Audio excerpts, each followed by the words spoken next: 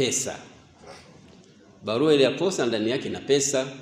Shehe anauliza hukumu yake ni nini, imekaje kidini, na hizo pesa ni za nini?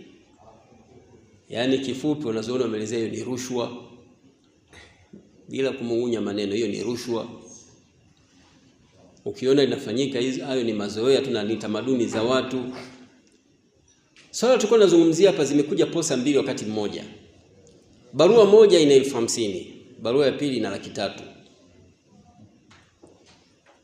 Hivi wazazi wanaipokea hivi na kuijibu haraka haraka? Ya 300,000. Vigezo vya dini tabia vinafutika kabisa, vinafutika na kutoweka. Inabaki vigezo, huyu kaweka ngapi, huyu kaweka ngapi. Ni rushwa.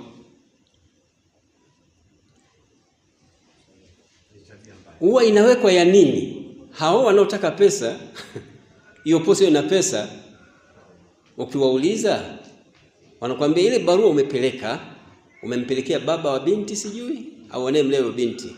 Yeye atawaita ndugu waje wajadili pamoja, anapowaita kinapikwa chakula.